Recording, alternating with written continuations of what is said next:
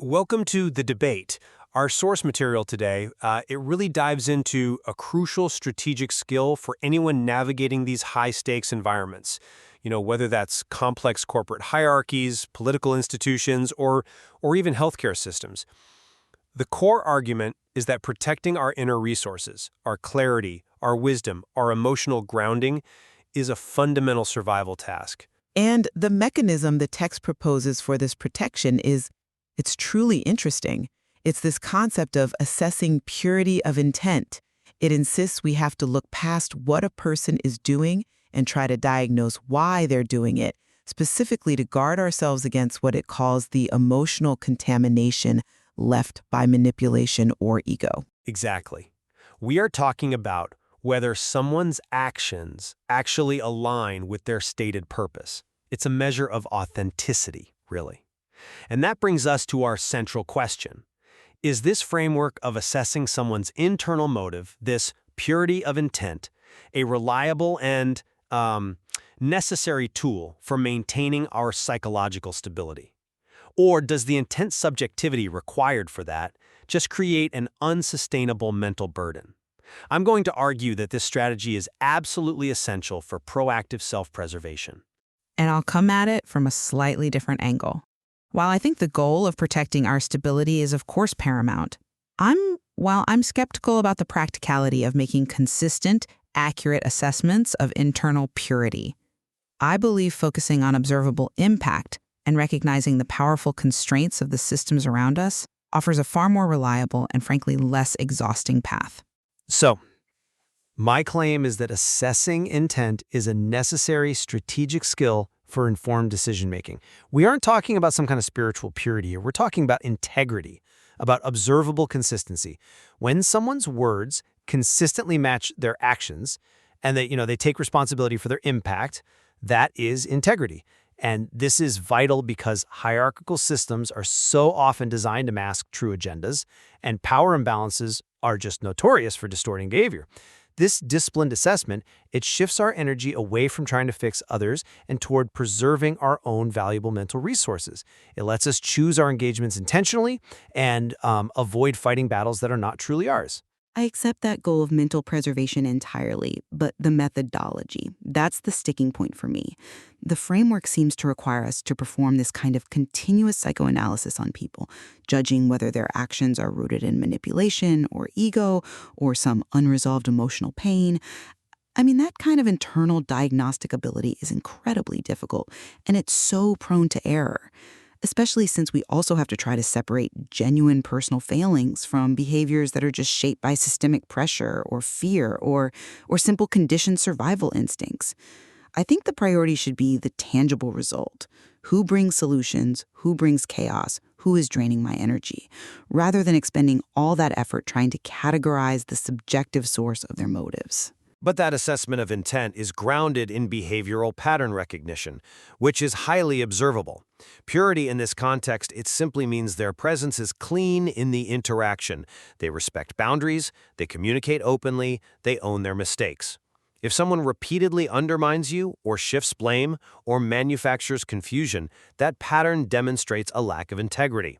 This isn't mind reading. It's recognizing that consistent inconsistency is itself a clear signal of, let's say, contaminated intent. It helps you build safer, more predictable relationships. That's a compelling argument. But have you considered the explicit language of the source material? It asks us to assess if behavior is, and I'm quoting here, contaminated by the residue of manipulation, ego, or projection. That goes beyond just consistent boundary violations. It asks us to infer why the violation happened, which are hidden internal motives. If my primary goal is self-protection, isn't the most robust and, frankly, least demanding mechanism just focusing on the outcome? If engaging with someone causes drain or chaos, I set a boundary.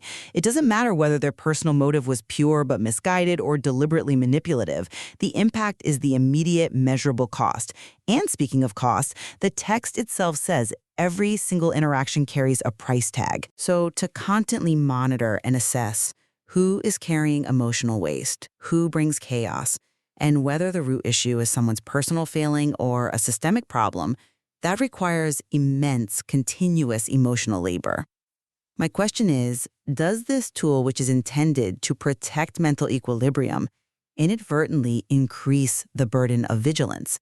Does it end up depleting the very psychological stability it seeks to preserve? That level of constant scrutiny just seems like a recipe for burnout. I respect the point about burden, but let me offer you a different perspective. That same exhaustion, that same depletion, is exactly what you get when you fail to assess intent and you end up fighting battles that are not yours to fight. This awareness enables what the text calls strategic preservation. Intentional boundary setting, which is based on an assessment of behavioral purity, is the alternative to emotional exhaustion, not the cause. It is. It's a disciplined mental calibration that allows you to choose your battles, to pause and assess whether an engagement will lead to growth or just ongoing emotional harm. Avoiding this assessment just leads to uncontrolled emotional spending. And furthermore, this skill is crucial precisely because we operate within these rigid, hierarchical systems.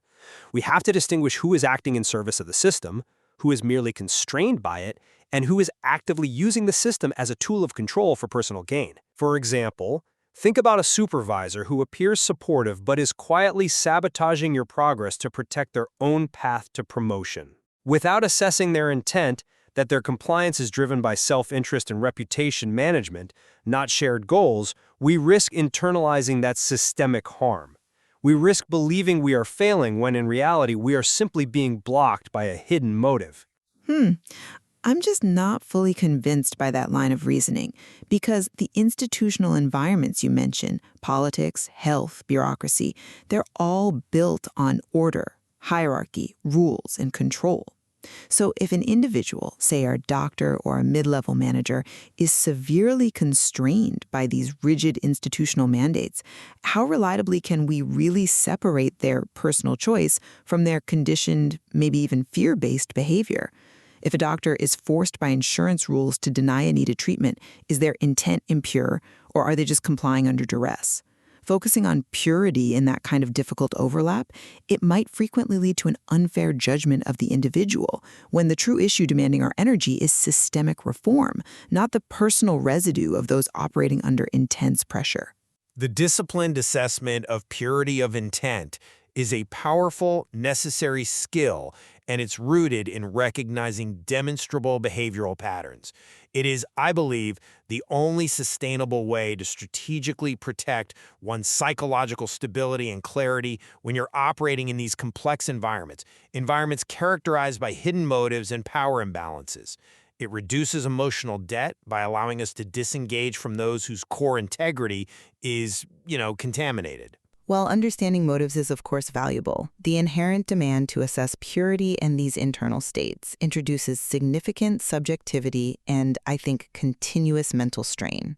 A framework that prioritizes consistent, observable impact, who supports me, who drains me, paired with a rigorous analysis of systematic constraints, that offers a more reliable and ultimately less exhausting path toward mental preservation. Well, this discussion certainly confirms the complexity inherent in navigating professional environments where clarity and respect are, well, they aren't always guaranteed. Exactly. It underscores that protecting one's mental stability requires continuous awareness and strategic engagement. Whether that strategy focuses internally on assessing consistency or, externally on outcome and structural analysis, there is clearly a lot more to explore in the material about how we strike that balance.